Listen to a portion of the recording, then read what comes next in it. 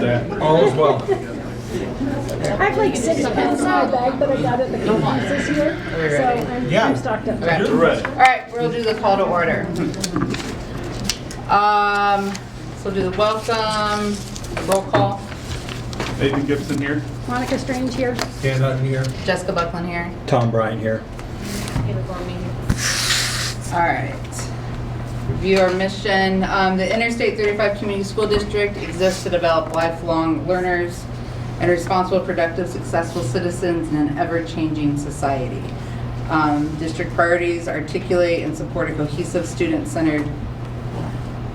Oh, it's not on here. Yeah, Did I go? I went over number it. 2.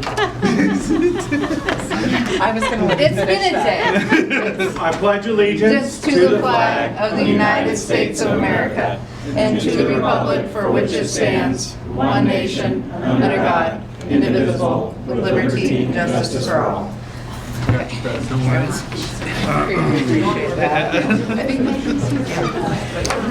We'll circle back to our district priorities.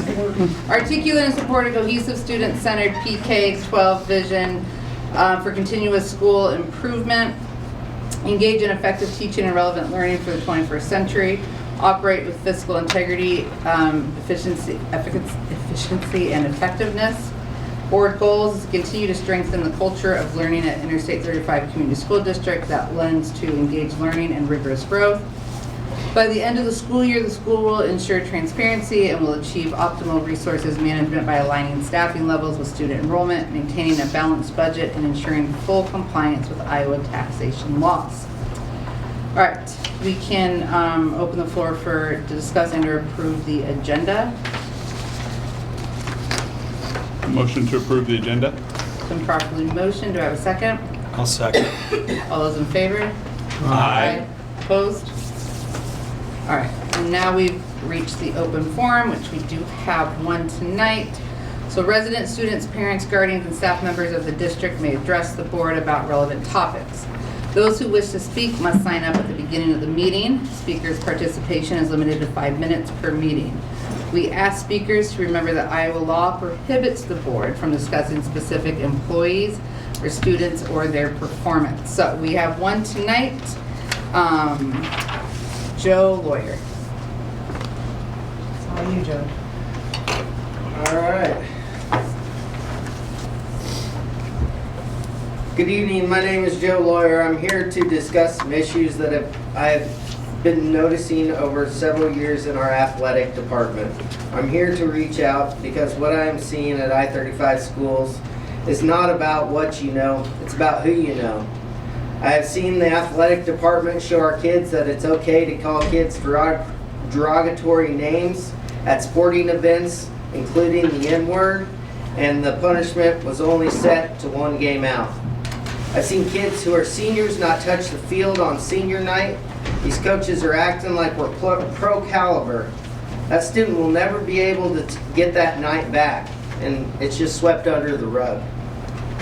I've also seen a student get caught at school with drugs and still continue to wrestle and not become ineligible. Yet kids who are ineligible because of their grades, we hold them accountable, and that's okay. But it's not. Their parents don't work at the school or aren't a coach. I'd like to know who's holding these coaches and kids accountable, because from this parent's point of view, it's not about what you know, it's about who you know. And if your parent works at the school or in the athletic program, rules don't apply. I've called up to the school to speak to the high school principal, and he doesn't seem to care about his parents' concerns. He dismisses your concerns until you leave him alone. If you call the superintendent, he refuses to call you back. I know several parents have expressed their concern about many of these issues within the athletic department to the principal and superintendent, and it appears nothing has changed. You would like to think that as a parent in the district, we would get support, but I have yet to feel this way. The school is supposed to be helping mold our children and their students to go on in life. What I have seen is they are showing them it's okay to get caught with bad things and have no repercussions. Or on the flip side, there was an event where our boys won all 3 duels and they got back and the coaches didn't like it. So they had to practice that night after winning all 3 duels. And they had to practice for an hour and a half until 10, 11 o'clock and had finals the next morning. This is not acceptable. School should come first. These events are teaching our kids it's okay to do illegal things, immoral things, but if you know the right people, you'll get away with it. Something needs to change because I, for one, expect better from my children. What I have deemed acceptable, what I have seen deemed acceptable by our athletic department. I'm tired of soft answers. The school board only knows what they get told, and I would like to ensure that they are aware of these events, and I would appreciate, as well as other parents, to see a change how our school conducts itself, and our kids deserve better. That's it. Thank you. Thank you. Thank you, John. We will move forward, and that was the only one, to the student representative report. Okay. So the wrestling girls competed in conference tournaments, and I-35 tournament, regionals, and state throughout the season. For the first time ever, all 4 girls medaled at the conference and their tournament. At regionals, Ellie was first, Jenna third, and Morgan fourth. At state, Ellie finished 8th and became our second state qualifier and first ever place winner. Dance are preparing for their end of season show this Friday at 7 p.m. in the auditorium. They will be showcasing their high school team, 5th through 8th dance club, and preschool through 4th grade clinic dancers. Their season ends this Friday. They are currently having students sign up for next year's team and will be hosting their competition routine camp this summer. The FFA chapter went to Denver, Colorado to the National Western Stock Show. They rode the train, visited multiple spots, including a feedlot and a candy factory, and the middle school members went to the Iowa Ag Expo in Des Moines. 40 members also recently competed at sub-districts. Addison Scribner placed first in public speaking, and Brooke Fortner placed first in chapter website. Both girls will compete in districts in March. They also have many other members participating in district contests and a few who have already qualified for state. They have 2 members running for district FFA officer, Keaton Good and Kenzie Stark. They also have 4 members who have recently been approved to receive their Iowa degree in April. Juniors Kenzie Stark, Betsy Jones, and Jenna Rucker, along with senior Gunnar Homer. Once Gunnar receives his degree, 100% of the senior FFA members will have their Iowa degree. This week is National FFA Week. They are hosting a coloring contest for elementary kids, dress-up days, staff breakfast, Ag Olympics, and Drive Your Tractor to School Day. On Thursday, the FCCLA program took a trip to the state capitol. While they were there, they advocated for FCCLA, explained what it is, and talked about their projects that they are bringing to the state, which is March 22nd through the 24th. At the Capitol, they got to talk with Senate President Amy Sinclair, and they went back to her office to learn more about what she does and what her colleagues are doing for Iowa.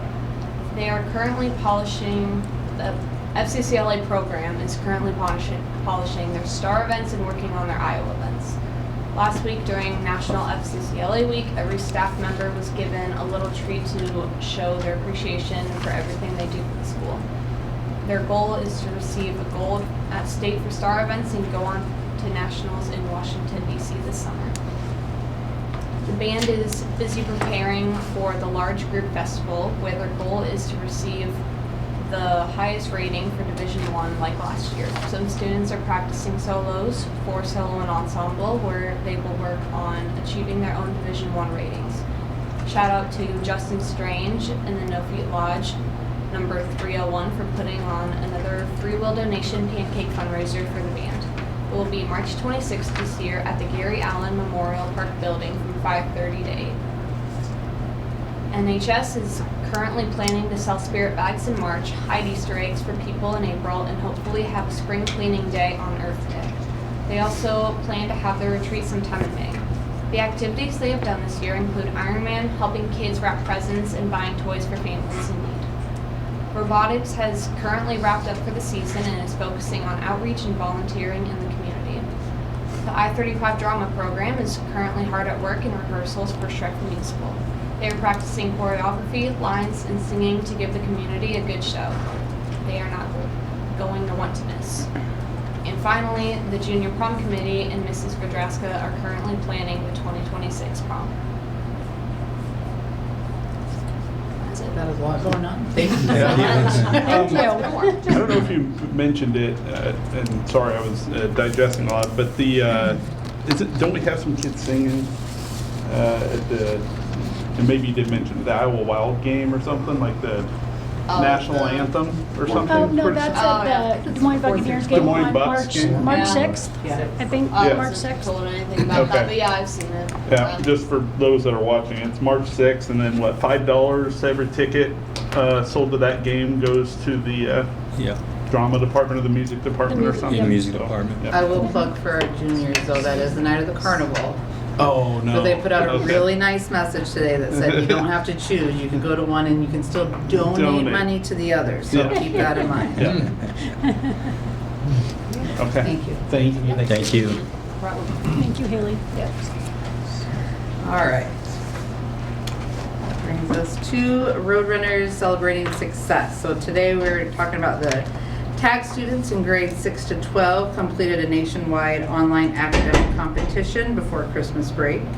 The 6th to 8th grade team placed in the top 50% of teams nationally and earned an invitation to the National Quiz Bowl Championship in Indianapolis, Indiana on June 6th to the 7th of this year. So I believe Mrs. Llewellyn is here. Would you like to? Yeah, that's what it is though. Is we need to ask permission if we can go to Indianapolis. Lucas is representing a group of 6 boys in, well, there's 5 7th graders, 1 8th grader. That's not right.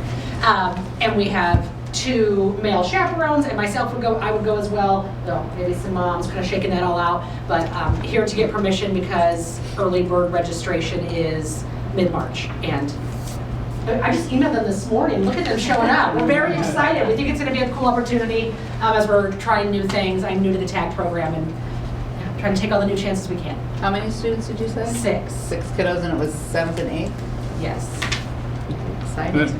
And we have a couple of online competitions this spring to practice. So hopefully we'll get, even higher than top 50%. Heck, yeah. There's a little bit of an overlap, but is it the first one, first yeah. agenda item later on that we Yeah. actually approve it? Okay. Yep. Sorry, I didn't look at the print. Yes, that's awesome. Yes. Congrats.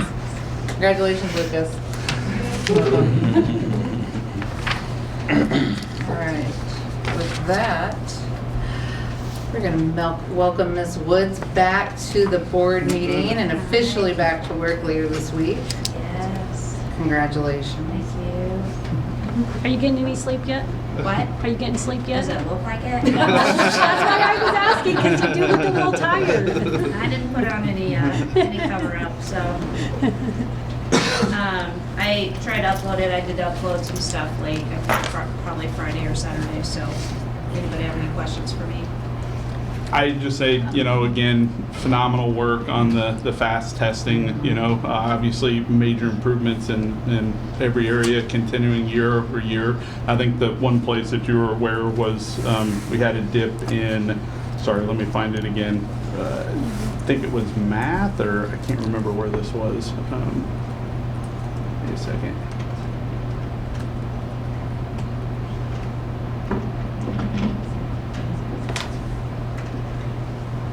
There looked like there was one that had a progressive dip over the last 3 reporting periods, and I just had a question on that. But of course now I'm not finding it, so maybe I wasn't reading it correctly on the bar graph. Looks like 6th grade.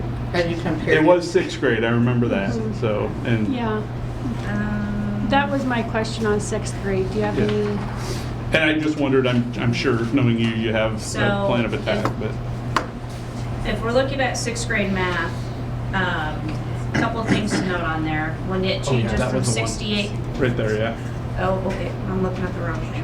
What is I that? think it's CBMR. the reading. Okay. Reading. Yep, Okay. so yeah. CBMR, and again, you gotta remember, it's constantly beginning of the year, middle of the year, end of the year, and the benchmark changes. And then we go to summer, and typically when they come back, we have a giant drop. and then go from there. So they left our 6th graders last year, so Lucas's grade last year, end of the year at 86%. The new grade coming in of 6th graders started at 80%. Going down to 76, that means probably one kid went backwards. Oh, okay. All right. Like just didn't cross that line, and you remember the line's moving forward, so they just didn't make enough growth to catch up, something of that nature. The other thing to notice there, which is really cool about 6th grade in particular, and you can start to see this with other grades, but the way we do WIN, a lot of schools just kind of intervene and try to fix the kids that are really struggling. We do WIN, which means every kid's getting an appropriate accommodation. And so you'll notice on our scores that light purple is supposed to be less than 15%. And you'll notice we've got almost half the grade in College Pathway. And that's because when we do WIN, we're pushing every kid, 100% of the kids, not just the kids who really need help. And so that's a huge, special thing within our data too. When you look at that and you see all that light purple, that means, we're hitting all the kids' needs. So I would say to take note of that too. But we must have, I'm gonna guess one kid was there in the fall that didn't make it in the winter.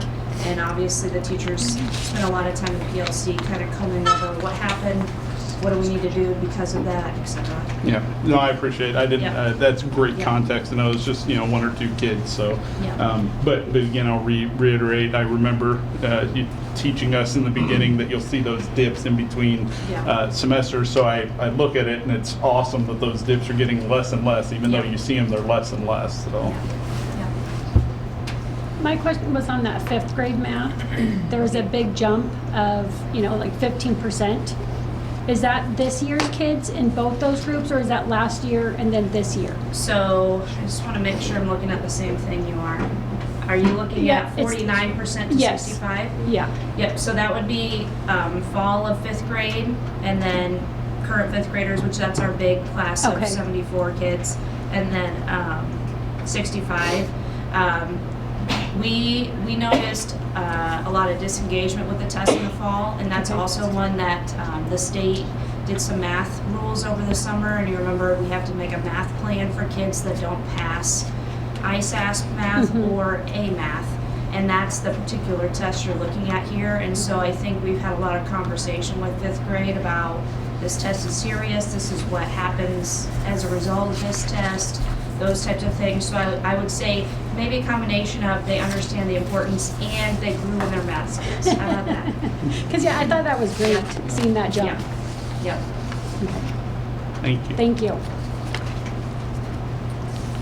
Okay. That takes us to Mr. Bethel, high school report. Looks like you guys are getting some new classes. Yeah, we've got a little bit of change in teachers over the last couple of years. So you're gonna see some proposals come in from Ms. Meyer. She's gonna be our new art teacher at the high school, or secondary level.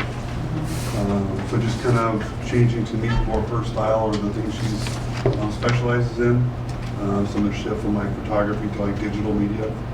Start working like more on web-based or web manipulation of photographs, stuff like that. So of course it's going to change a little bit.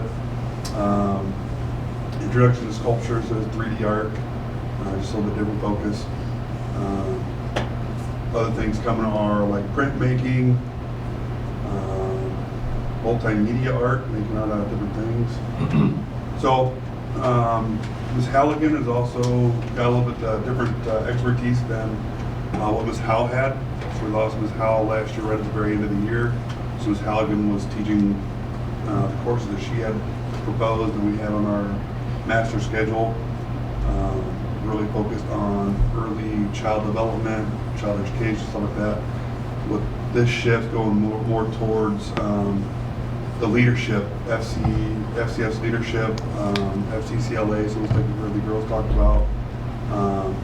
Expanding baking and pastries. If you dig into that one and look into baking and pastries too, she's looking to do more of an entrepreneurial type, like running a business.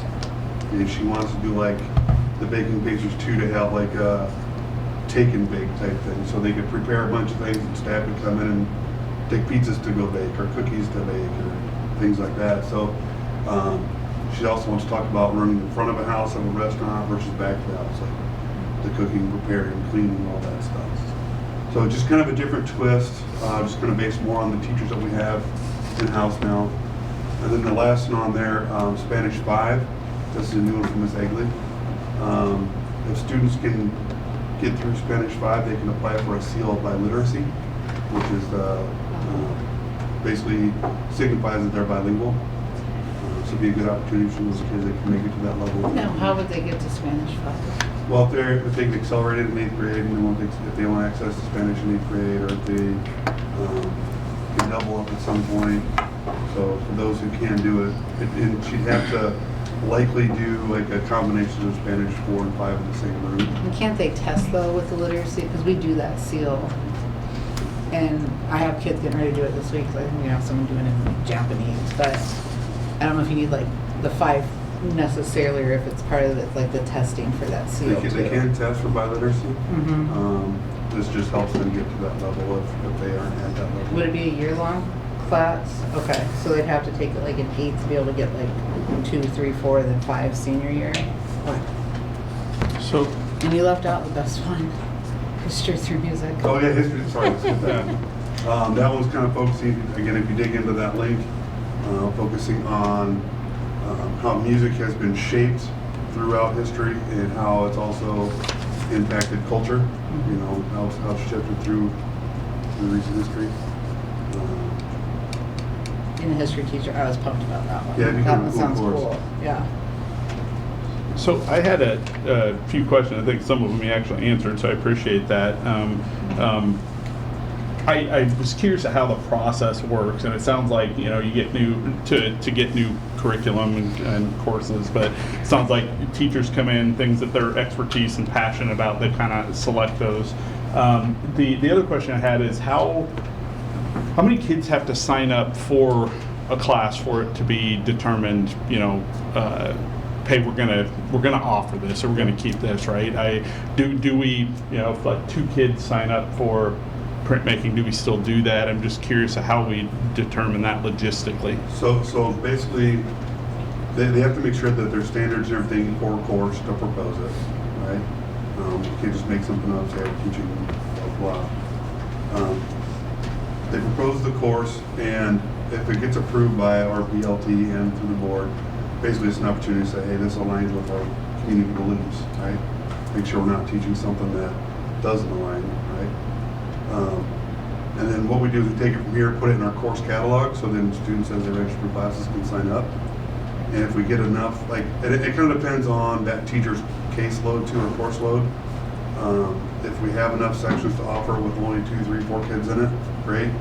But if it, say I've got so many kids signing up for Foods 1 that I don't have room to offer some of these, we don't get to offer them that year. Okay. So then our Mrs. Steinlein would meet with the kids and say, hey, unfortunately we didn't get enough interest in this course. We're not going to be able to offer this year. Let's choose another elective. So it's pretty common practice. Gotcha. And what I do is I keep I call it my master schedule, like planning document, and I keep trends. So like, if we don't have very many kids this year, what can we do to promote this better? Hopefully get more kids signing up for that course the next year. If it stays low, maybe we have to shift gears. That's something that like Hannah, our FFA or Ag, she has shifted a little bit because we're getting kind of low numbers in a couple areas. And she's just trying to make it different, more relevant to the kids. Gotcha. So sometimes we do that. It can Thank take you. a while for a new class to, Yeah, gain to roots take and off. stuff, And one yeah. year might be great, and the next year, and then it's just a matter of maybe we need to offer it first hour instead of 8th hour. Right. That like Gotcha. So Okay. Thank you. And I really just wanted you guys to be able to dig in and take a look at those, and just kind of make sure that they align with what we want to offer. I thought they looked great. And you had the middle school dance went well. Yeah, that was awesome. 2 hours of kids running around screaming, not dancing together. Like mosh pit everywhere now and then, like not really like a mosh pit, but like one of their favorite songs would come on, they'd all rush to the middle. Yeah. I don't know how they all know how to line dance. They're great at it. But it was a couple hours of just energy. Right. And then we got the carnival. So back to when is the carnival sort of that small, 6 to 8 Yeah. p.m. And then what time's that Buccaneers game? You have to have the kids It's there at at 6, seven. and Yeah. it starts at 7. Yeah, Oh. it starts at 7. Okay. So again, you can choose one and donate to the other if you Yeah, so yeah. feel Yeah, yeah. inclined. Okay. All right. Thank you. Thank you. All right, and then superintendent report. Yeah, I just have the one thing, and I kind of given you guys a heads up about this, and I think I saw Ansel here. I met with Ansel a week and a half ago or so, talking about the city of Truro wants to construct a new restroom shelter at the park, which I think is much needed. And when we talked, he asked if the district would be willing to potentially give up a portion of the district property. I think I shared the lot line with you, so the building is right here, so it would just be a small portion over the lot line potentially. Well, Chad, Yeah. okay, let's back up. Okay. The tall fence where you got down there that's marked the lot line, Yep. that and first base dugout, the bleachers and the concession stand are all on city property. The right field foul line, or the right field fence is the city school property line. You're saying the concession stand is on city Yeah. property? If you go, Bring them down a little. I think where that little, where the arrow is, I didn't think that was accurate. I didn't think that was accurate. This was taken right from the assessor's site, so. Yeah. okay, right there, all the way across is the line between the city and the school. And back when everything was built, and actually it was after everything was built, after the softball field and stuff was put up, I don't think the school realized that it was on city property. And we allowed it and stuff. We just said, okay, when you're done with that and with the fields and stuff, then it has to go back to the line. And we allowed you to go ahead and, since you were going to go and enclose the field or the softball field and the old bus barn and stuff with tall fence, we allowed you to go ahead and do that. It's no big deal. Because we had, at that point in time, I don't think there was any need to do anything. All we were wondering was, where the shoulder house is now, it's gonna be an all cement building. So it'll be a safe building also. Now, this is the Betterment Committee doing this. I'm not on the Betterment Committee, I'm on the council. And a member from the Betterment Committee was there last council meeting and was discussing it. They're gonna have to go longer just because they'd be too close to the fence, and then that's when I brought up about if the school wasn't gonna be doing anything with that, if they could go wider instead of longer. So, so that's, I guess that's what I'm here for, and like I said, I'm not representing the Betterment Committee, I'm just wanting to go and give you more information. Yeah, yeah. So, and I know you said something about well, and I know that there were soccer field, or they were playing soccer in there and stuff. I didn't know if you're gonna be needing the tall fence all the way across, or just how things were gonna be changed and stuff like that, so. No, and we haven't discussed Yeah. what, any changes to that space yet, so, yeah, and ultimately, it's just for information for the board right now, and to think about what that would look like. From my standpoint, completely my standpoint as a superintendent, I don't think there would be anything wrong with allowing some of that, right, from the city of Truro if they need to capture some of that space. I think long-term, as a district, you think about what that area is gonna be used for, and if, you know, if they need 5 feet of that space, is that really gonna change what any of that space would be used for? I would say probably not, but I think it's good to partner with the city that way if they need it. If they don't need it, then that's fine, but it's just information for you guys and to ask questions, and I appreciate Ansel being here to help clarify some of that Ansel, stuff. how big is the existing? Pardon? How big is the existing structure? Because the new one's 36 by 60.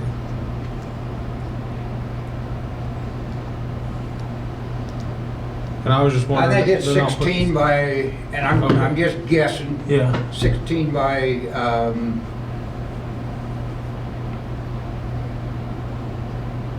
let's see, Right. 16 maybe. by 50 or so. No. It's not that big. Yeah, 16 by 50 or 16 by 40 or something. Yeah. Okay. But they were gonna run it. I know when they It's, sent me. it's still gonna run Yeah. like it is there. They just don't want to take it any closer to the stage and that sidewalk. I'm And- guessing. Right, and now whether they're gonna move it back a little bit further, that I don't know. Mhm. If they're, I would bet that they're gonna have to, if it's gonna be that wide. But the deal is, doing that, they're gonna be closer to the basketball tennis court there, and that's kind of what they would want to get away from being that, or close to that. So, My, initial take is, obviously, I think the city was good. They left those restrooms open, when we had softball games and everything like that. So obviously, no concern. I would say this looks like it comes right off the assessor's site. So that blue line says that's the property line. So the dugout and the concession stand should be on our property because that blue line off the assessor is the property line. It's right behind the dugout. Yeah, To it's the right behind the fence. dugout, but Yeah. the Yeah, but concession, no, see the concession stand, that is Yeah. on school property, that's not on city property, Yeah. according to this assessor's But- So I website. think the back half is. Yeah. The big fence is on city property. I understand that, but Yeah. when he came up Okay, originally, but- he said the dugout and the concession Right. stand was on city property, and it's not. well, no, Right. I think this right here is all the tall fence. Yeah, No, you can but, see where the tall fence is. That turquoise line, blue line, Yeah. whatever you want to call it, that's taken straight from the assessor's It is? website. It's Yeah. just Oh, showing. okay. just showing There are lot the line. bleachers that are right over here at Yeah. Oh, okay, all right. And so there's. My mistake, my Yeah. mistake. Okay, so anyways, that's Right here. ancillary. Okay, Yeah. all right. This is the big fence, so it's on city property. Yeah, okay. That's, I was always told Yeah. that was, okay, my So, mistake. anyways, that's good, we got clarity on Okay. that, but the only other thing I'd mention is, I know that the soccer club plays over here, and the soccer club is actually really interested in us tearing down that fence, because the existing fence line and the way it is, it's not long enough for their regulation. So one of the things I would want to make sure, whatever we do, which it sounds like this doesn't impact that at all, but I just wanted to get that out there, is that obviously with the bond and everything, we're not going to have that field, at least this time around, for the soccer. So I know the soccer club is looking for a place for a regulation size field, and they're wanting us to tear the softball fence, so they can get a long enough, because right now it prohibits them from, I can't remember what she said, but anyways, they're trying to engage with the school, as I understand it, to get the fence removed. And they even offered to do it themselves, I think, in order to get a regulation size soccer. But anyways, I think it's separate from this, but I wanted to bring it up that the only concern I would have, which sounds like it wouldn't be, was if it would negatively impact the soccer teams, but I don't think it will. As a soccer parent and former soccer board member, it would be beneficial. It would be beneficial? Okay, all right. So, all right, Denny? So we, Super beneficial. and we have, and Yeah. we have responded to the soccer club, and with just, we don't have any plans to remove the fence right now. The concern there would be the light poles, right? So you take the fence down, but there's still the light poles there from the baseball field. So that would be part of the concern. Or what Oh, if a kid runs into a light pole or something? So, but certainly not, we wouldn't shut that down completely, but as the response was, Yeah. as of right now, we're not planning on Are we taking using the offense. light poles over there anymore? We're not playing games, right? Correct. Or, I mean, I look at it the same thing as like the football uprights, wrap a big padding around it and call it a day. But anyway, that's a separate conversation. So I don't have any concerns. And- Sounds and great. They are talking about starting on it this year. But that's just talk. I don't know if they have, how much money they've got. I know they're doing grants and stuff. We don't even know what the cost is. And I don't know for sure if they probably have a more than a rough idea, but what a final cost would be, I have no idea. I don't need 5 or 6 more Bobby's pies at the I- silent auction. I told Joe the So- other day roughly what it cost because they sent me the plans for it. What's that, So- what was that, Dan? Okay. I told Joe the other day what it would roughly cost because they sent me the plans for it. Okay. Because it's precast and I said precast, so. So in the future, how's this work? You would bring an agenda item for us to get into what are those Yeah. 29A agreements or whatever it is? Yeah, I don't remember Yeah. the gentleman that emailed me, but if the board is comfortable with that, then I'd come back with an agenda item for approval and say, yeah, you can use, the 5 feet of space or whatever you need. When he emailed me last week, he wasn't sure if they would need any, for Yeah. sure, because the plans just aren't to the point where the building's going to be for sure yet. So, Yeah. but I think it'd be a good partnership, and it'd be, you're only giving up 5 feet potentially Yeah. there. So I think it'd be Okay. Yeah. very reasonable to do that. But ultimately, it's your guys' call. So I'll let you go and transfer everything to them. Thank you. thanks, Ansel. Thank you. Appreciate you being here. All right. That was it, Chad. Yep. So we'll move on to discuss or approve consent items. We have the past meeting minutes, monthly bills and financial statements. We have hires of Wyatt Dickinson as the assistant high school baseball coach for the 25-26 season.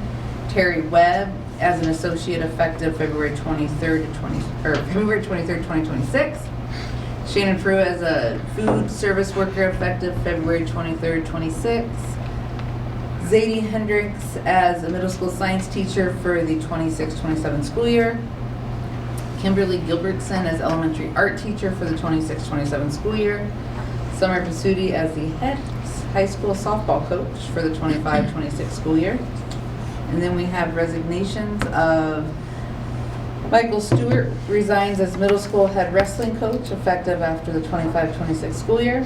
Summer Pasuti resigns as the assistant high school softball coach effective February 12, 2026. Amanda Geddes resigns as assistant high school robotics coach effective after the 25-26 school year. And Alexandra Boyle resigns as the 5th grade teacher effective after the 25-26 school year. And there's also a list of requested open enrollments in and out. So I'll open it if there's any discussion. So I had some questions on some of the financials. There was on the general fund, there was a $5,000 payment for a speaker of some sort. And I know we had a different agenda item for the speaker for your PD days and stuff, or at least I think I saw that in your thing, but that was being paid for. That's it. But isn't that being paid for by the Education Foundation? Yes, So but why- it still runs through the school. The Education Foundation reimburses the school. Oh, okay. And it's the deposit, so that's why it's only 5 when it's Because gonna be it's a- 10. Okay, all right, that makes sense. And then I had another one, but I can't remember what it is offhand. I don't know if anybody else had another question they can ask, so. Yeah, I did. So on reimbursements, I see personal reimbursements. So Valdez, reimbursement almost $800. What are we having teachers buy that are in that price range that we're not taking care of as a school? That's the education assistance program. So then that was tuition that she had paid for an approved class. Was it 1 or 2 classes? I can't remember now. And then that's her reimbursement back after she pays it. So is this going to be the same for Chad Hill, Faith Grewell? Those aren't employees, I don't think. I know Okay. Gerwell's not, so then those are, So what would those Could be- reimbursements be? could be, Chad Hill is, yes, he's an employee, sorry, it takes me a minute. I didn't even know. That he was in- for, he's a substitute driver. Okay. So then the school, the district does pay for drivers' DOT physicals. So then, and his is also to obtain his CDL license. Okay. The school will do that so they can drive the bus. Gotcha. Gerwell is a parent, but Okay. just a different Oh, I situation on that L- one. Last couple items I had was the Madison County Sheriff's Office for the That was mine. occupational. Was that? Oh, That was sorry. my second one. Go ahead, The go ahead. That's occupational. 2 years. Apparently they didn't bill us last year. Oh, okay. Okay, because that's what Not I sure was. how I missed it. Yeah, I was but like, why are we paying $160,000 Yeah. a year for Chad? No, that's 2 years. Tell Jason we're not paying it. He actually asked, like, what do we do? I'm like, well, let's just do it. Okay. So 2 years, we had to pay in the rears. Does that affect your budget at all? Obviously, we budgeted for that last year and it rolls over, or how's that? No, It'll be you're- fine. Okay, all right. And then I don't like the word fine. I assume the Subaru, Ramsey of Subaru, we take a car in to get fixed? Because you put it down as reimbursement. That one was a busing accident. Jeez, it takes me a minute to remember these. There was a Oh, little Wait bit a of a minute. clip on a mirror. Do we So- hit somebody's personal car? Oh, yeah. Oh, Yep. yeah? Allegedly. Allegedly? Good answer. But either way, it was cheaper than our deductible, so Yep, understood. it was taken care of. That I makes even sense now. hand-delivered Yeah. that check. Okay, Makes a lot of perfect. sense, actually. okay. Any other discussion? I'll motion to approve it. It has been properly motioned to approve. Do I have a second? I'll I'll- second. It's been properly motioned and second. All those in favor? Aye. Opposed? Alright. Leads us into the action agenda items. So the first one we have is the approval for out-of-state field trip for the TAG students that we talked about earlier, grade 6 to 12, completed the nationwide online academic competition before Christmas break. The 6th to 8th grade team placed in the top 50% of teams nationally and earned an invitation to the National Quiz Bowl Championships in Indianapolis, Indiana on June 6th to the 7th of this year. So they are just looking for approval for the field trip as presented, and there is a proposal attached. It was in there. It was in there. So questions, discussion? Motion to approve. It's been properly motioned. Do I have a second? I'll second. Been properly motioned and seconded. All those in favor? Aye. Opposed? We're going to Indianapolis. Apparently the Indy 500 that was the week before. Hang it. Go early. You can go early to scout the place out. Yeah. All right, that leads us to approval of board policies, second reading. New and updated policies from the Iowa Association of School Boards. The 406.05 licensed employee group and insurance benefits, 406.06 licensed employee tax shelter program, 407.05 licensed employee reduction in force, updated 501.15 open enrollment transfer procedures as a receiving district, and 802.02 request for improvements. Any questions or So- discussion? Like I said, last time we talked, I had read these and oh, how glorious that was. But there was one that, I can't remember the question, but I was concerned because I thought it was going to affect our staff members. But then I emailed April and you replied back and said, the licensed, Yeah. it was just about the licensed employees, so there's your support bus Yes. drivers aren't included in that, so that's why it didn't matter. Yeah. So my concern was addressed with that response. So as I stated before in the last reading, I would recommend the board approve these. I didn't see any concerns. All motion to approve. Been properly motioned, do I have a second? A second. Been properly motioned and second, all those in favor? Aye. Opposed? All right, that leads us into the secondary handbook changes. So semester test opt-out policy change, approve the secondary handbook change as presented. That's attached. This is in regards to attendance and semester tests. So I will open it for discussion. I have some discussions here. So I'm struggling with this objective here. I've met with Mr. Beckel and we had a meeting. It was a great meeting. He was very kind to give me some information, try to help me better understand where this was coming from, what we're trying to accomplish. And so when I look through, I had concerns last meeting, and as I read it, nothing's changed, right? It's going to move forward, or wants to be moved forward as it was first written. But when I look at some of the information, I have an email that was provided by Mr. Beckel that back on February 3rd of 2026, basically when I read through this email, nothing in here has an objective about trying to reward kids academically who are already with good academics. This email is straight to the point that we have an issue with some students that are considered chronically absent. And so how do we address this? How do we get these kids that are on the bubble and I guess dangle a carrot to get them to come to school, right? So when I take a look at the way the policy is written, this isn't going to benefit kids that are on the bubble, in my opinion, because one, my opinion is kids that are on the bubble are already troubled students. They're kids that maybe have some underlying things going on at home, issues, whatever that may be. We can leave it up for, discussion there or thoughts. But, kids that are at risk most of the time don't care about grades as it is. So to say get a C plus or better, that's definitely setting the bar low and something they could achieve, but they already don't care about grades. So dangling a opt-out exam policy to kids who are already struggling with school, probably don't even want to be to school, just doesn't seem like a proper way to approach those. And in the email, there was some good talks about some consideration of about like individual plans involving parent meetings, doing monthly student check-ins, things that I think should probably have been put in the policy.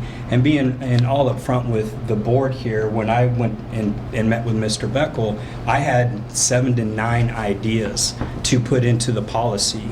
Some of those ideas actually mimic some of these I don't know what you would call them, but suggestions from the person that wrote the email. So just when I look at the policy, I just don't think this is going to benefit. I mean, the policy is better fit for academic achievers, not troubled youth, which from the email sounds like we need to address the kids that are chronic absentee. Also, let's see here.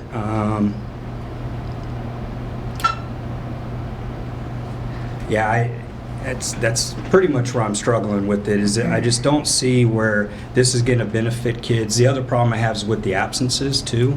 Counting 3 absences, there's a lot of things kids don't have that are in their control.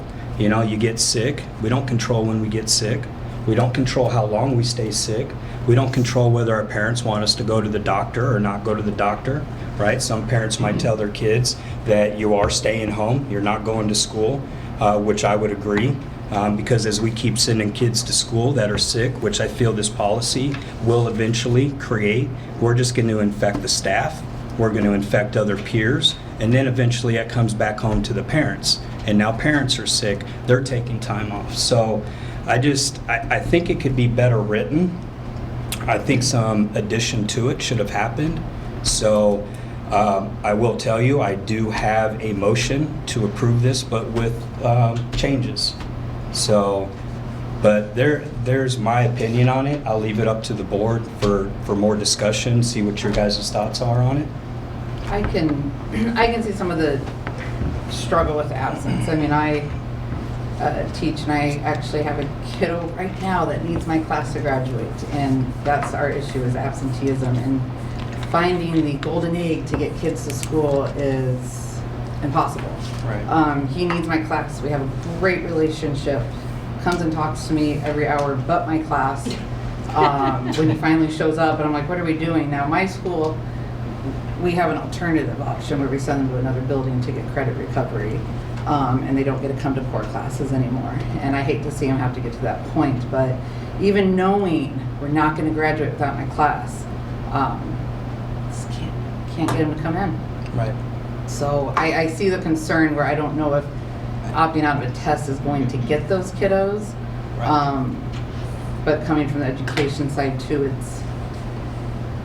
this is a conversation that just drives us insane because we don't know the answer. Yeah. We don't know the answer, and that it's really hard to know, like you said, because there's so many different circumstances, right? Whether it's issues at home that's out of their control that they're not coming, or whether it's I'm not coming and they just don't come. Right. You know, all that kind of stuff. So yeah, there's lots of holes you could go through to try to figure out how do we get them. I'm not 100% sold that this would be what gets them in. And I see the concern with the grading too. I mean, that's another conversation we have, is we always think of how do we help these kiddos that are struggling. How do we help, or how do we celebrate these kiddos that are doing amazing? Right. And especially at the secondary level, that's really hard to do. Because when I went to school, we did semester tests, and the grading, I think it had to be like 88% or above. So it pushed those people that were on that middle line to try to get that topped out of a test or two. Right. So yeah, I'm not sure this would help or not. And I think this does it for kids who are already academically achieving, right? Because they're already at that higher level of grade standard. They actually do want to come to school. They value being educated. But when I read that maybe this policy was first generated because we're trying to actually go after the chronically absent kids, the kids that are on the bubble, well, again, kids that are on the bubble, not coming to school already, don't care about grades. Heck, they wouldn't even care about an exam opt-out because they probably would ditch that day anyway. Can I provide some clarity, please? When I talk about kids being on the bubble, I'm not talking about the most at risk. I'm talking about right in the middle. Because I know that we need other things. There are other things we put in place for our most at risk. Okay? The ones who are chronically absent, the ones who are failing. These are for those ones right in the middle, because like I've presented to you guys before, part of our performance profile, part of the way the state grades our school is based on attendance. Okay? And when you talk about things that are difficult to influence at school is kids' attendance. Okay? So we're trying to, the district team that was put together, this is what was proposed. The carrot to dangle would be for high school kids. We talked about the opt-out process, or we talked about pizza parties. Because high school kids, what do they love? Getting out of a test and pizza. Problem is, pizza costs a lot of money. It really does. It's expensive. Opt-out process, this is a free solution. And I'll tell you what, kids really, really look forward to it. So we're really trying to influence more positive attendance and hopefully catch some of those kids on the bubble that miss because I gotta go get my hair done, I gotta get my nails done. You know what, it's a nice day out, my buddies and I, we're gonna go on a road trip to go, whatever. Just limiting some of those pieces to keep our attendance rates in a better direction so that we can improve our scores. Is this for this year or is this for next year? Yeah, it was proposed to be for this semester. That's what I thought. And then, like, if we push it off, I think it's just gonna, we just will wave it off and say, we'll revisit the drawing board for next year. And I appreciate that feedback. I'll tell you, as I read through this, the one thing that I can't wrap my head around, and I'll tell you, I can't bring myself to support it, is the last sentence on that bullet. I'll read the full bullet. The student may not have more than 3 absences during the semester. This includes both excused and unexcused absences. Excused absences. If a kid's got straight A's and he was sick for 5 days and went to the doctor for 5 days and had a doctor's note, that's an excused absence. We shouldn't be punishing a kid for that. What you're missing there's another level of absence, and that's exempt absences, which includes doctor's notes, funerals, religious activities. What's that? College visits, school things. Those are exempt absences where they don't count against us as defined by the state. Yeah. Okay, and that's what we're struggling with. You guys remember the stuff that came out a couple years ago when we're having that parent meetings because of absenteeism and get the county attorneys involved now? Like, we're required to have these things, and we're getting measured on how well our attendance is going up. Yeah, and I get that, and I think that the challenge is, on one hand, you have our report card, right? And I think everybody wants that report card to look good. But for me, not at the expense of a kid has straight A's or they're doing really good, A's and B's, and their parent decides, spring break doesn't work for me. I'm going to take my kid for 5 days the week before spring break. All of a sudden, that kid is getting punished. Like, that parent should have the right and the authority to decide what's best for their kid, and when they take them out of school, and that kid not be penalized. I know you have A's and B's, sorry, but your family decided to take vacation and you have 5 days of excused absence, so sorry, you're gonna have to take the test. But again, those absences aren't exempt and they count against us. With the state, but you're setting a policy for school. And I get it, you're trying to get the attendance down to help better the state's thank you. But we're not. But this is a policy you're putting in for the school. The state could care less about this policy. It's what you're doing. We're not doing anything different than what the state is doing. Yeah. I mean, you guys are interpreting it like we're more stringent or more strict in what the state is doing. Your issue is not with us; it's with the state. Yeah. So address them. We're just putting that into the district policy. Yeah. But the district isn't mandating this policy. You're coming up with an idea to try and get the state scorecard to go up. What I'm saying is, when it comes to parents' right to take their kids on vacation, I really don't care about the report card for the school. That's what I'm saying. Like, I don't care. Ding me for that. If a kid's getting an A and B's, I let them parents take them on vacation when they want, and the kid not get impacted by it. Because I don't have his report card here with me, but my son is holding a 3.8, has all straight A's, and he's got 3.24 absences. Under this current policy, he cannot opt in. How fair is that to him? And then when he tries and you deny him, you think he's going to push hard next year? No, because he knows if he gets sick and gets 3 more, he's done. Yeah. And I think this is what's going to spread amongst the rest of the classmates. And back to where I think too what'll happen is we're now going to have kids coming to school sick because they're afraid of getting that 3 absences, and now all we're doing is spreading disease and illness within our own school, and we've got teachers sick and kids sick. I mean, we couldn't even have an in-teacher service day a few weeks back because half the administration was out. What's really tricky about this, because like I told you, we process this as a BLT team. Right. Like, we took all this stuff and said, okay, here's what we want to continue to push forward with. But what's really tricky is anything we do to try to improve attendance is going to do this. Anything we do. Anytime I say, guys, we need you to come to school. If you're a wrestler and you have to be at school to practice and go to the wrestling meet, you're coming to school sick. And that's why everybody's coming to school sick, is because they got to practice. And they want to be eligible for it. All that stuff causes kids to come to school, right? Which is good. It's all incentive to come to school. Right. But anything I do to try to influence improving our attendance rate is going to have this outcome. Right. But who are we trying to go after? Because as I read this, we've got 56 kids that are identified as chronic absentees. So if I take a look at the secondary, and what do we have, over 400 kids? But we're identifying out of 400, only 53 are a huge chronic issue. Why are we setting a policy that affects the whole secondary and not addressing these 53 kids? We are addressing these other things. Okay. On top of, like I'm saying, like, what's hard, like, there's, in education, we've got a tiered system. Tier 1, that's the stuff that everybody gets, right? Tier 2, that's when we start to focus in and say, okay, you're struggling a little bit. Tier 3 is, okay, we need to really work with you. Okay, this is like a tier 2 thing. Like, everybody gets it, but it's really focusing on that tier 2. Tier 3, we've got a social worker, we've got a counselor, we've got office people, we got all kinds, we have teachers, we got advisory, we got all kinds of things where we're trying to touch base and help that kid out. And we've got a social worker that works with them directly if they're in that tier 3 bubble. Okay, we have a student assistance team that meets and we figure out who needs to be spoken with this week. Who do we need to connect to? What do we need to do? Do we need to adjust the class schedule for them so they can get here for all their classes? I got kids, if you remember sitting in my office, I got numbers written on my board where I call kids every morning.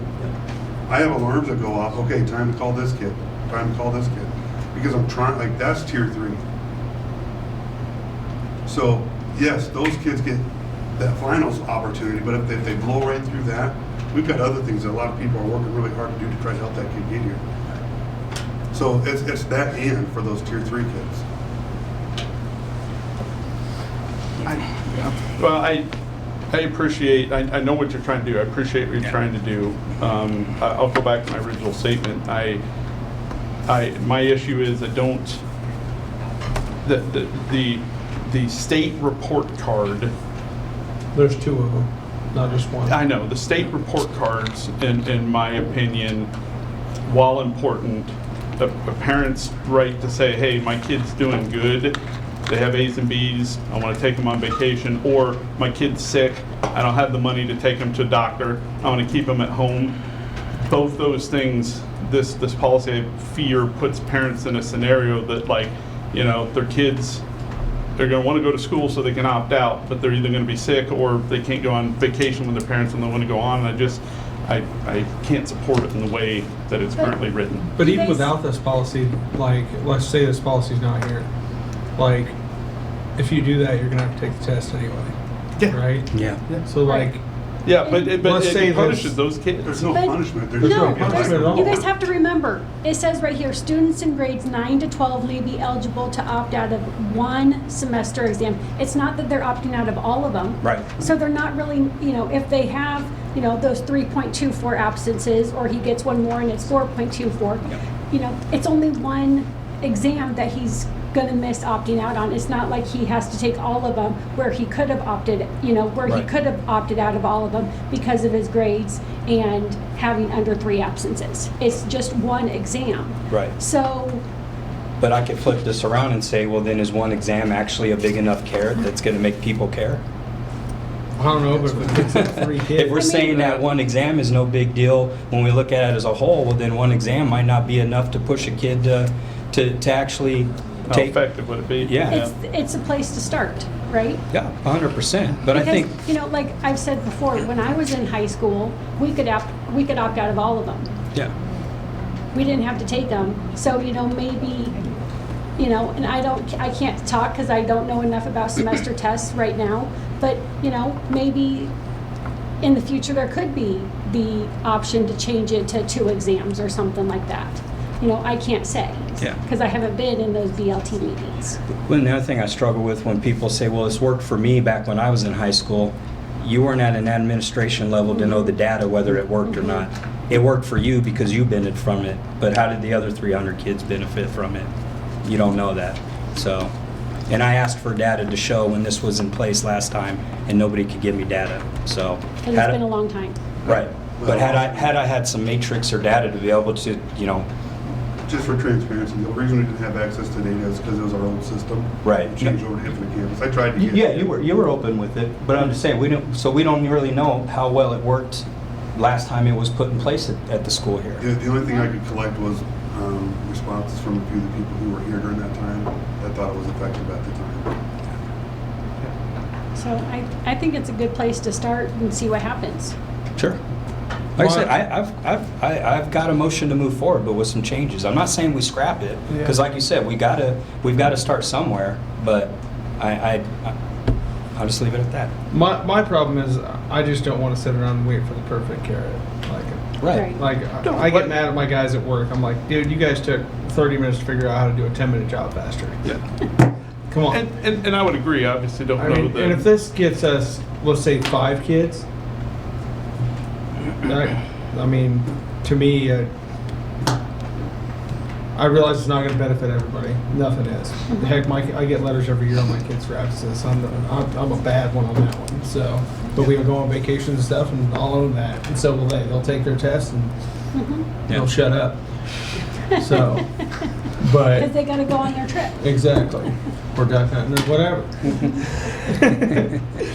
But yeah, that's that's where I'm at with it. Is I'm like, I don't want to sit around and wait for the perfect thing. I think that's a bad idea. And if we can get, if it's only 5 kids we get, it's 5 kids we didn't have. Do we need to figure out something to maybe benefit some of the other ones? Yeah, I'll agree with that. But I don't know. What's your motion? Yeah, let's hear the motion. I mean, maybe I'm in. So, I motion to approve the student handbook update as presented with the following modifications. Remove and replace the following. The student may not have more than 3 days absences or 24 class periods during the semester. This includes both excused and unexcused. That'll be replaced with the student may not have more than 5 days of unexcused absences or 40 class periods during the semester. This includes only unexcused absences. Along with it, if a student has occurred more than 5 unexcused absences and wishes to exercise the right to opt in, the student and their parent, and it has to be both, the student and parent, may request a meeting with the principal to present their case and seek an exception. Any approval will be granted at the principal's discretion. That's what I would like to see put into the policy. So, and I apologize, I was writing this down. So it sounds like the first half, you're moving, in your motion, you're moving from 3 days to 5 days of absences, and you're removing the excused and making it unexcused only. So basically it's saying if it's 5 days of unexcused absences, if they meet that threshold, they can't do it. And then the second thing, it sounded like just people can petition the principal to opt in, even if they didn't meet these? Right. If they go over the 5, they have a opportunity to present their case to the principal because whatever reasons why they went over 5. You know, they were, you know. Okay. And then the principal can make the decision. Make the decision. And it's done at that point. Yep. Could someone clarify to me what an excused and unexcused absence is? Because I'm Yes. starting to get a little like. Can you? Yes. Can I just, and I have a great example of why I would hesitate with that, but, okay, so you have to remember there's multiple definitions and multiple measures from the state. There's truancy, and that's where excused versus unexcused comes from. The truancy rule is kids can miss 80% of the school year, or have to be here 80% of the school year. Wow, right. I'm not back from break yet. 80% of the school year they have to be here, right? But there are excused and unexcused absences, and that's where doctor's notes come into play, religious events, etc. Right? Those are excused absences. Okay, that's not part of our Iowa School performance profile or our report card. It has nothing to do with that. That's the rule for parents not to get in trouble. Right? So can I ask a question on that? Those Yep. are excused absences. Okay. Sounds like the way it's currently presented in the agenda, that according to this policy, the way you have it written, those wouldn't count towards this. If they had 3 of those, if they went to 3 religious events, then they would, you know, not be able to opt in. I'm out. Okay. Those are I'm out. exempt. Yep. Those are Okay. exempt. Okay. She hadn't said that word yet, so that's why I was asking. Okay, then we've got the state rule about chronically absent, and the rule is 90% seat time, no exemptions, no exceptions. And that's what's on our school report card, is kids are either in the seat, whether they got their arm cut off by a shark, regardless of why they're gone, they're either in the chair or they're not. And that's the score that's part of the Iowa School Performance Profile. So there's no exemptions or exceptions to that 90% on our, there's no excuse, no matter how ridiculous that is. That's just the way the state has written the rule. And I'm gonna say something that might be a little pushy here, but I'm gonna say, you guys, and I appreciate all that you do and your stance and all those things, but you can't value our school board report card less than our kids and being a parent perspective. You have to value them both equally. So keep that in mind as you navigate this, right? You're representing The people that elected me. right? And the school district, Yeah. all of this has to work well together, right? You can't not support one and support the other, or vice versa. It's all together, right? So you got to find a way to balance that. So I just want you to keep that in mind. But exemption is only. I think you go back to the band meter. You remember the band meter example? They're cheaters? Yes, okay. So if you remember their Iowa School Performance Profile score on chronically absent, they had 0%. They had 0 kids, right? Well, what they did is they marked everything that we just talked about, doctor's notes. So if a kid got their tonsils out in Van Meter, they were marked as exempt, which didn't count against their score, right?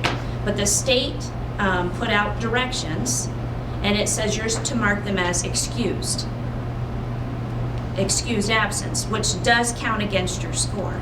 The only absence that doesn't go against the 90% is called exempt, and you're not to use that for excused absences. So I think the term exempt is really a moot point, because we're not allowed to put that into our system for anything really. So it's either excused or unexcused, and all of those calculate into our Iowa School Performance Profile. So can I go back based off that, ask my question again? Hunter just had his wisdom teeth removed on Friday. We use that example. I have a doctor's note for him. Now luckily he's a trooper, he was back in school today, but the doctor said he did not have to be back to school till Wednesday. I'm gonna Hold on. Let me finish my question, okay? All right. So he has a doctor's note for Friday, Monday, Tuesday. Let's say he took all 3 of those. This thing says right here, 3 days of absences. If Hunter was out Monday, Tuesday, Wednesday, but he has all straight A's, which he doesn't, but let's say he does, would he be ineligible to opt into this? I'm gonna pause you right there. I have a student who's missed 41 days of school, and a doctor wrote a blanket note for all those days. Yep. So while you're arguing a valid excuse, my argument to this addition is there are yes, that's valid. I have a very unvalid I'm looking for an example. answer to my question. Right. Would he be ineligible to opt in? It's not my policy, and I haven't read it. Chief Beckel is. Yeah, but I would argue that you're kind of a little off. That's okay. Not like that way, but like. Like, I'm wondering, like, with your policy, are you looking at just that exempt, or is it like the It's- kiddo comes back, like, I have my dentist Doctor's thing, you notes know? actually fall into the exempt category, which is Right. why we've got so many doctor's notes that are written in such a blanket statement like this, because it's causing kind of a problem for our attendance. So like, a doctor's note would be exempt, and that would not count against this. Exempt or excused? Exempt. Okay. Okay. A funeral. That's why I asked for A funeral is I think- exempt. Yeah, And I because think I we're was under the using- understanding it was The different. district policy is gonna be different then. Maybe we need to put some definitions in there for those. So what, Like an exempt versus unexempt. Well, I Because don't my think anybody's understanding was answered a my doctor question note yet was not on- exempt. It would, Yeah. it still went against. It's not in the definition of So, like- chronically absent, but in his For example, when definition. I'm it was working with listed. Rose and let's say I get to the point where I've got a family that I'm having to turn over to the county attorney. I'm looking at 17 days of absenteeism. Okay? All of a sudden, I get a bunch of doctor's notes. Which, good, because then it changes the absences, right? But it's bad that it took me to get to that point before we get those notes And turned. that kid still missed all that. So that's kind of part of what, there's a little confusion there, because once we get those doctor's notes, it's an exempt absence for us. It doesn't count towards that chronic absence. And it wouldn't count against this policy. Right. So just clarification, just for clarifying.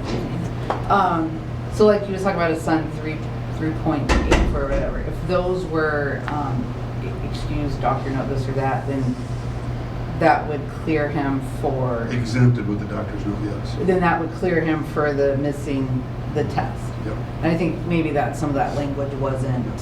But part of what one Tom and I met was not everybody can afford to take their kid to the doctor every time to get the doctor's note. And I get that. But it's also like there's going to be a lot of, we talk about hunting trips, the diving trips, like those are things like great experiences for the kids where, well, I'm gonna use one. That's fine. I'm gonna use it because you and I talked about this. Yep. That life experience for that kid, worth it.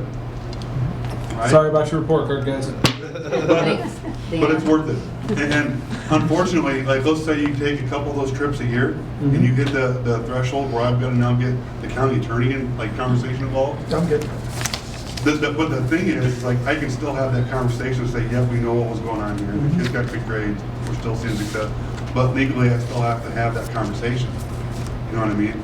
So the state law, whether it's a pain in the butt or not, like, it's still something that we're trying to improve our performance somehow. And that I 100% get, and that's why I'm supportive of doing something. But I get back to the point of if a parent wants to take their kid on the diving trip and that kid's got A's and B's, or if the kid is sick and the parent's like, I'm not taking the doctor, you got a fever, suck it up, stay at home or whatever, and that kid's got A's and B's, I guess I'm not okay and supportive of this impacting those kids. I think it does, we can do better and figure out a better way to do this so it still helps those kids but also achieves the focus. I don't think this is going to tackle the problem, or at least my perspective. It tackle might the be problem. wrong in some of these sick days. Why don't you though. let them prove that? Well, I was just going to ask. Give them an I'm opportunity. in until the end of the year. Give them an opportunity to prove that. Who's and going to then be they the have the data? Who's going to be the gatekeeper of the matrix and the data to be able to present to us every board meeting? Because I want to see attendance drop, right? Because that's the goal, right? Right. So I want to see a matrix or data. How about we just wait till after semester tests and see how many kids were able to opt out? But we won't be able to compare it to anything because this is the first year for it. Yeah, I mean, So we I have don't to even wait like the idea of next starting year. in the middle of a school year. Yeah. I think it should start at the beginning of the school year if we're going to do this, but You said you. I've said a lot, so. Would this, okay, if you're, for matter of testing, if you're gonna implement this for the test now, is it gonna be implemented from no absences or these absences from today till semester test, or are we going to grandfather back to the beginning of the school year? I It's a good question. Today. Well, it's a question if the policy goes into play, right? I'm just curious to see like how are we, if we're I think that could be something we could discuss. just, It was written with the idea that was semester long, you know what I mean? That's the semester mark. But I think that can be part of the discussion. and you'd have the data. the- Just to kind of, the reason this is a change in semesters because we did have a changeover in our grading style right before school started. And sometimes these little shifts this way are coming as we readjust to traditional grading. Back when, before we transitioned to standard reference grading, this was a practice. And then we transitioned to standards, now back to traditional. This is a policy that I didn't have built in right away, because I didn't know if it was something we wanted to do. And again, it came because we were meeting as a district team trying to figure out specifically how to impact attendance. This was brought up, that's why it's being brought up. Now with this system too, you'd be able to look at the attendance this time last year. Yep. So you could compare like we had from this date to this date, we had this many kiddos gone. This year we implemented this on this date, from this date to this date, did it over. Because it's just based off of the campus, right?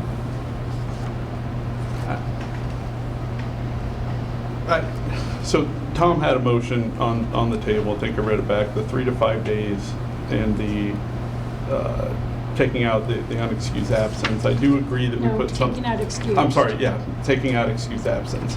So- And then have a, What are excused versus unexcused? Yeah. that aren't included in it? Because Paying you said, exemption. I always thought, doctor's notes for sick days were excused, but you said they're exempt.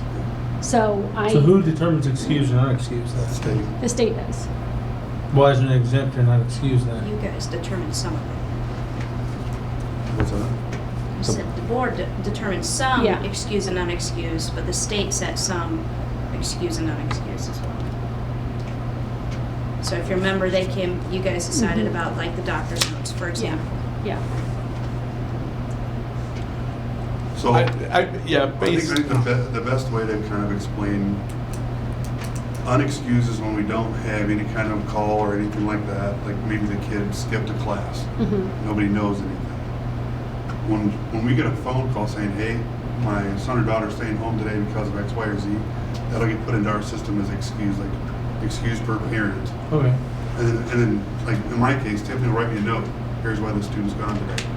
So if it gets to be a chronic problem, we've got notes as to what's going on. Now, if there is a doctor's note or whatever else, if it falls into that category that the state identified, then it's exempt. Okay, so that's my concern, I guess, going back to your motion. Let me give you this example, Nathan. Sorry, because it plays into this. No. This is what I was looking up. I'm not on my phone. My daughter was sick Monday. Last Monday? You weren't here. I can't ask you. She was sick. It's been a really long day. Have I said that? Last Monday. Anyway, we called in and she said she's ill. She's absent excused.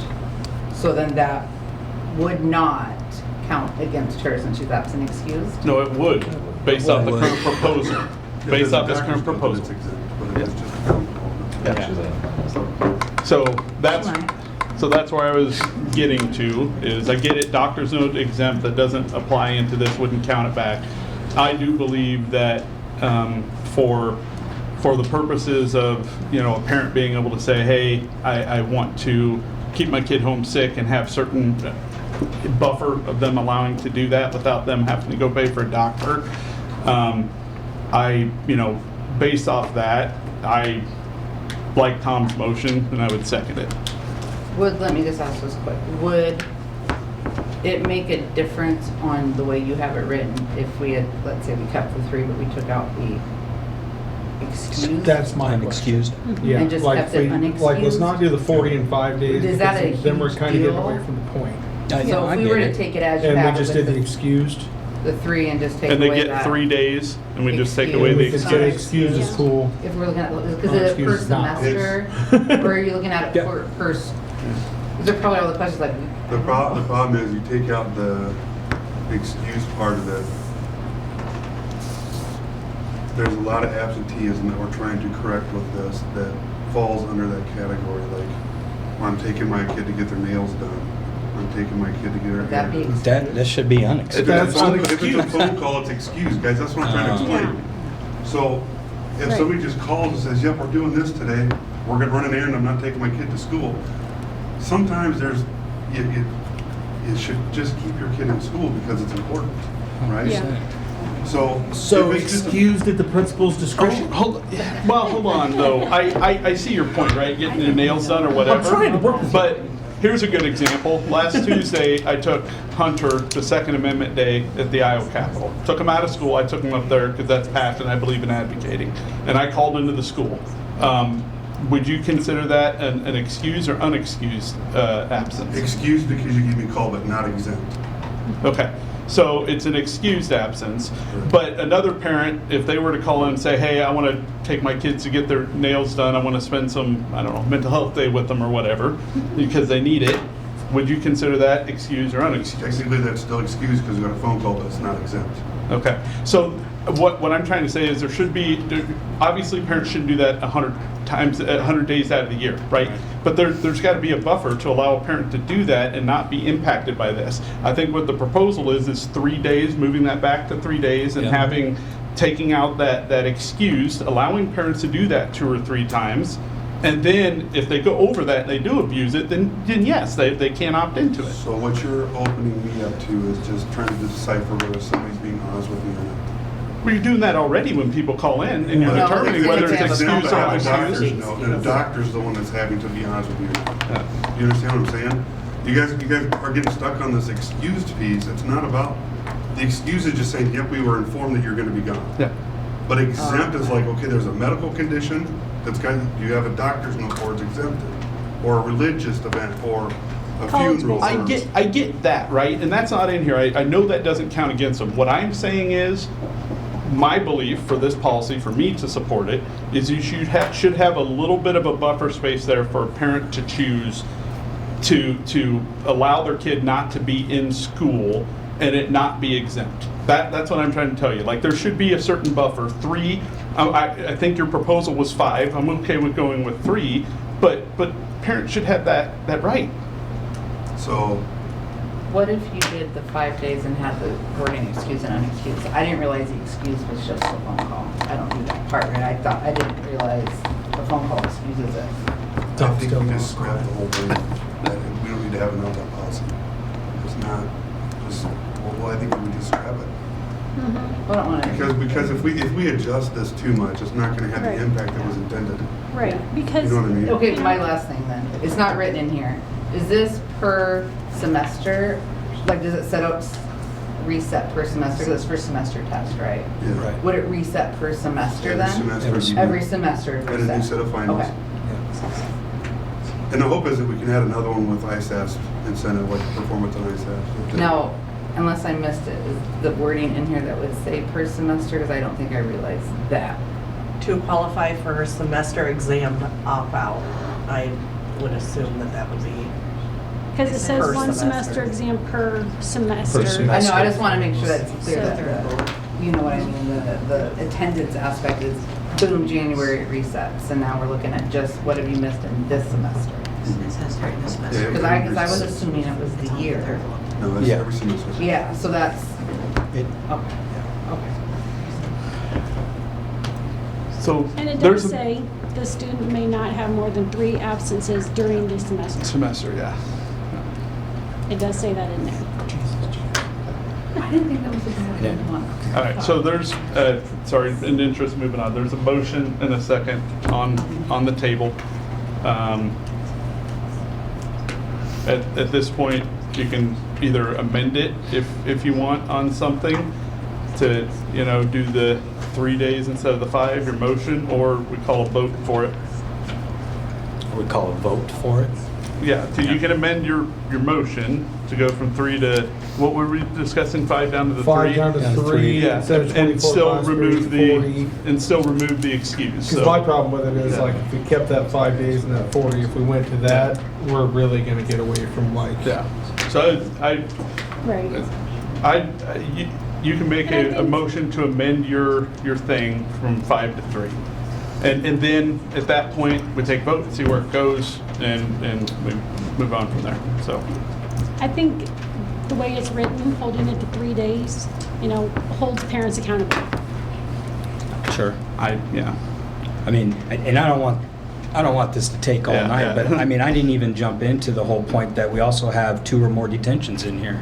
So again, if we're going after kids and dangling a carrot, I mean, most of these kids that are on the bubble probably are at-risk youth that are causing trouble. So they probably already have 2 detentions. So Well, we this have to remember, this isn't he's even not going to talking work about anymore. those kids that are on the anymore. bubble up here, those, those. But the he's ones talking up about here, those ones down you here. can't even consider them in a bubble. No disrespect to you. I mean, you see this. I'm not the principal here, but like the kids that are on the bubble are the kids that are already struggling in school. No, just to be clear, you have your high performers, your kids on the bubble in the middle, and then you've got your kids at risk. When I say on the bubble, I'm not talking on the bubble up here. I'm talking these are high performing. On the bubble is the ones that I'm trying to encourage to move toward the higher They're performing. teetering one way or Yep. the other. And we're trying to push that teeter toward the upper level. So And then the running ones that are your- already at the bottom, these 53 students who will affect our attendance report All of our card. students affect our attendance. Those 53 I- would be the ones I that are get more at that. risk, right? Who does the more damage? The kids at the very bottom or the bubble kids? Well, if I can move the ones at the bubble, I can improve our score. Because the ones at the bottom. All right, well, then I motion to take it from 5 down to 3, throw the unexcused out of there. You mean and- the So, hold on. I mean, sorry. The excuse. The So- excused. You're basically the same motion as before. Yep. But you're moving from 5 days back down Back to to 3. 3, yep. I will second that. am I out of line asking that the policy as written be approved or declined first and then motion for changes? He's already got a motion and a second on the table at this point. So, It's been motioned and seconded. All those in favor signify by aye. aye. Opposed? I, Aye. Motion fails. Back to the original item as because I presented. think that holding, leaving that excused in there holds parents accountable so they're not taking their kids out for the mental health day, No, too often. I'm gonna I say at disagree. this It's point, gonna do I motion anything. that we take it off the table for tonight and it can be discussed at a later time. Like y'all can do more work with it all together. If we take it off the table, it won't affect And I'm waiting another semester. month before Yeah. we can implement this. I already waited an extra month because it wasn't on the agenda. I can't support it the way it's written, so I'll second his motion to table. Which kind of just screws it. I didn't realize that. It's been properly motioned and seconded to table it. All those in favor signify by aye. Aye. Aye. I motioned it. I have to say aye. There you go. You don't have to. You don't have to. You You don't have to. You don't have Nay. to. All those opposed? Just keep talking. Aye. I motion to accept the policy as written. It's been properly motioned to accept the policy as written. Do we have a second?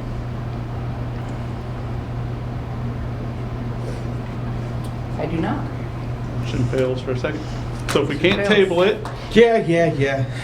and we can't approve it, We're gonna have to work. Becca, we're gonna have to work one way or another here with something. Like something's better than nothing. Like I think we can all agree if we get 5 kids out of this, I think we're better off. I would agree with The that. excused unexcused thing, like that one's tough for me. I say we like the 3 days and the 24 class periods. If if you guys are willing to be on board with that, like.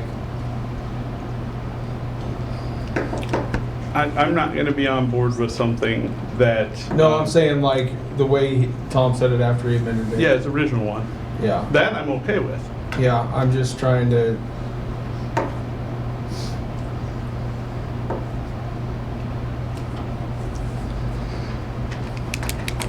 So I'm just struggling with the excuse because I didn't realize it just took a phone call. Right. That's where That's the part that got me. It's like, Yeah. can we like word it somehow like at the 'Cause principal's as, like, discretion? for In the excused? classroom myself, and Dan, I give you a hard time, but I'm not gonna lie, it drives me nuts when I see those kiddos that are gone weeks at a time at South. I'm like, you're missing a whole unit. But that doesn't Right. affect them. It's only No, but I'm 3 saying days. like, I didn't realize it's a phone call because I know I some know, of my but kiddos a are parent getting. should be able to 3 times call and say, I'm going to get my kid I out. agree, Nathan, but I'm saying But is I they don't also do want, it 15. I don't No, want it not to. with this. We say 3 or more. They can't do it more than 3. Then they can't opt in at that Here's point. the problem. You guys say at principal discretion to figure out which one of those is worthy. I'm already getting accusations of playing favorites. That just opens that one way open. I'm not And I'm not interested in saying that there's at all. challenges, and I get that. I'm also not interested in punishing parents to say, hey, I'm going to keep my kid out. But then you're telling me that you really value that as a parent? Great, value that. Your kid's gonna value it too, and he should, right? But, okay, this might cause us to not be able to do the opt-out. We might not get that carrot. But you know what, you and I, as a family, we feel like that is worth it. So that's what I'm saying, just like that diving trip, just like that camping trip, just like whatever it is, we feel like it's worth it. We're gonna do this, and that's our choice as a parent. Because It's you have just to the remember excuse that part, it's, that- that right, you have to remember I that know it's that. 3 per semester, so I that's had realized 6 that in it a was just a year. phone call. Is all it takes to get an I think a excused parent should be absence. able to do that, So and of their course kids they still It opt makes out. more phone calls. Right, That's so my that's 6 in opinion. a year. Yeah. I 6 in a Having- year. I yeah, so believe that a parent So should. that 3 days is per semester. Okay, So- I understand that. Right. What I'm saying is, I believe that 3 days per semester, a parent should be able to call their kid out who's got A's and B's and say, hey, I'm taking them to Second Amendment Day for the Okay, day, so- and they still be able to opt out because they didn't hit that 3 So threshold. by the way that this is Yeah. written, you could do that, because it's excused and No, unexcused. you can't, not the way, because it's excused and unexcused. You Yeah. can't hit either. I'm saying removed the excused. No, Or, because you're still excusing him, so he's got an excused absence. So as long as you So don't go 6 more than days? 3, yeah, so that's Okay. 6 days in a year. 3 in first semester and 3 in second semester. But- So but the that's 6 days a excuse, year that you could do that If they call for in, him. is an That's 6 exempt. days a year that a parent could do that for a Right. child. And You so just that- can't do more than those 3. still go against You this know, policy, because the way it's if you do written. 5, that's 10 days a Like, year. prove it as this. That's quite a If bit somebody of. calls in and a parent That's calls fair. I in 4 didn't think times about in it the the same semester, way. that kid Yeah. is I'm out, trying to even listen though to it's an it. excuse, it's not an exempt. So they would be, But can we add the they would be parent? knocked out of this policy. Right, because people Yeah. can call and tell me anything Right. they want to. No, I'm just trying to make it clear for Monica that it doesn't matter if they call in, it's still gonna go against them the way the policy's written now. And she's saying a parent can do that 6 days out of the year, the way this is currently written. 3 in each. Well, Yeah. 3 in each semester. Yeah, so Yeah. 6 days a year. I mean, It's not just 3 days in a whole year, it's 6 days in a year. 3 days isn't a lot. I saw kids get knocked out of this policy in December when they had to miss 4 days because they were sick and didn't go to the Do doctor. they- Yeah. Well, then Do all we kids have a are great out. policy like in place And now? honestly, that's what I think's gonna happen. Yeah, you don't take I think if Well- we take a look. You know, it'll, That was We my can always question. come back We had with talked data. about that, but we said we couldn't. I will try this one more time. we add them in? Oh, I would try this one more time. I would like to see, Tom initiated this originally and went back to the BLT team, talked with them, didn't really make some progress. I think we've got some more data, some more concerns now. I would make another motion to table to allow Tom time to work with Mr. Beckel and the BLT team to come back with some different revisions based off what they've heard tonight. Let me Well, ask, am I saying if the proposal's tabled, I'm just gonna remove my proposal? Because then I'm getting to only 2 months and it's like, I- Too late. Then we can look at it next year. What if we have That's just a fine. phone If- meeting if if it's- we can that's vote the- on it next week? Or at the end of this week? Assuming That's they not a get big time deal. with Tom to Well, figure it if out. you let guys me- vote on it, it gets declined, it can be But something let me like ask next this, year. is there any Do it next year. room for talking? Is there I any? would say not after, like, now it's the proposal that's there. Approve it or don't approve it. And if it needs to be something different, if we want to continue to push for that, then I think I'm gonna have to re-propose something for next fall. So I think that's kind of where we're at in the semester, in my opinion, as the principal of the high school, secondary level.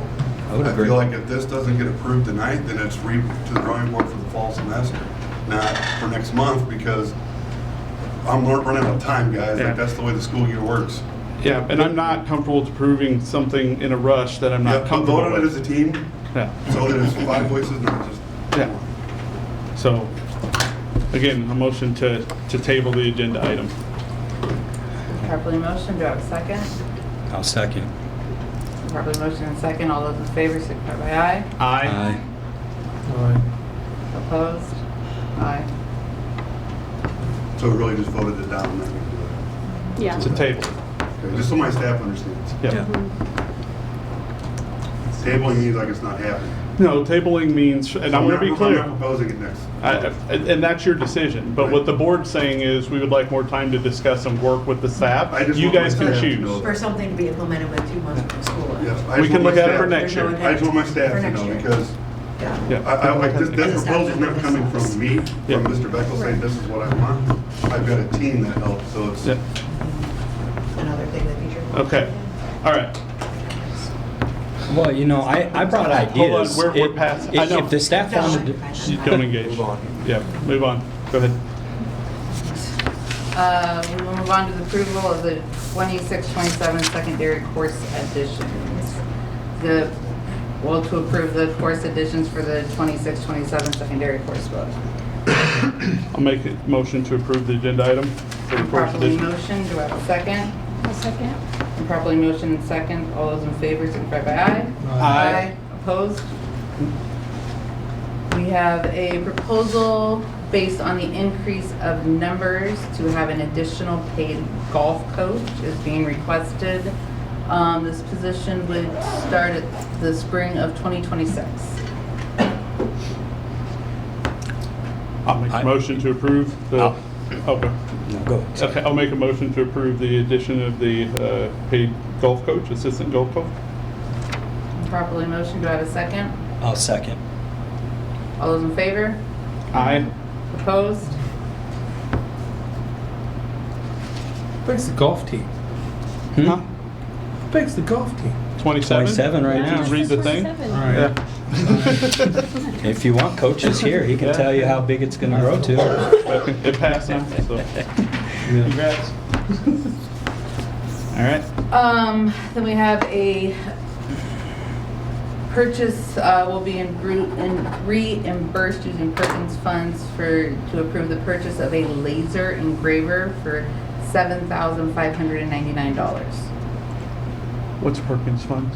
Carl Perkins, it's federal funds that are used for CTE programs, Oh. and is it Hannah? Yeah. Hannah and Beckel then Thanks, buddy. presented it to the consortium to be approved for us to spend those dollars on it. Cool. I'll motion to approve the purchase of the laser engraver. It's been properly motioned. Do I have a second? I'll second it. All those in favor? Aye. Opposed? Okay. Let's see, the I-35 Education Foundation approved to grant the district up to $15,000 for setting the tone through engaging professional development.